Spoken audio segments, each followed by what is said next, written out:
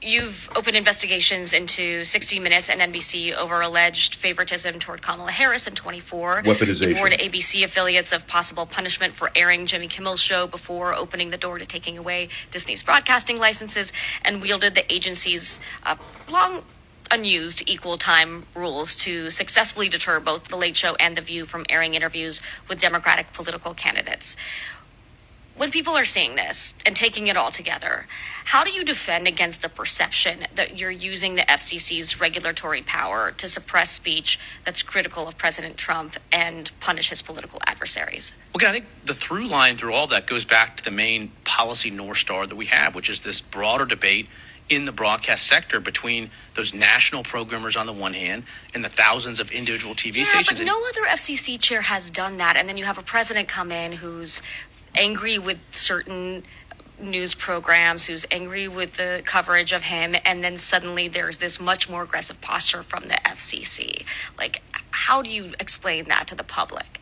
Well, look, again, I agree that we're moving more aggressively, but we're doing it all across the board. There is a unique focus, and I get it, on media, but you can look at the same type of sort of new, aggressive, energetic approach to regulation, which sits next to our deregulatory agenda.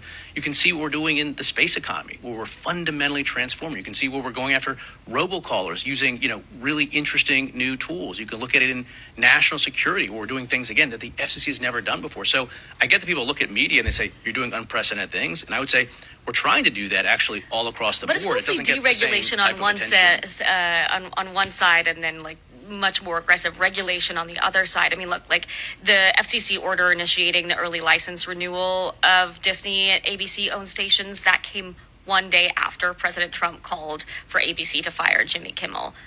Can you really say that was just a coincidence?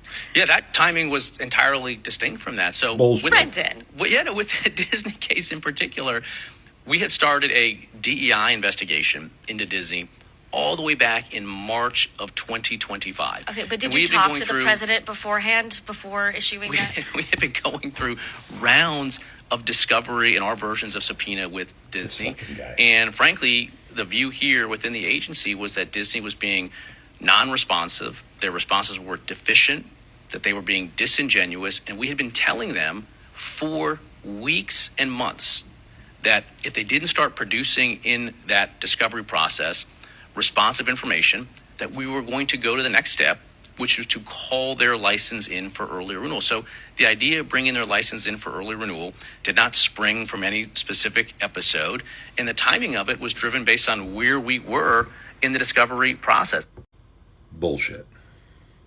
This is what weaponization looks like.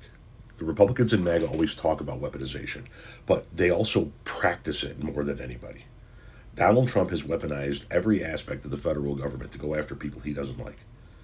He withholds funds from states he doesn't like. He has investigations started into people he doesn't like. He has licenses questioned of organizations he doesn't like. This is what weaponization truly looks like. MAGA in charge of the federal government is what weaponization looks like.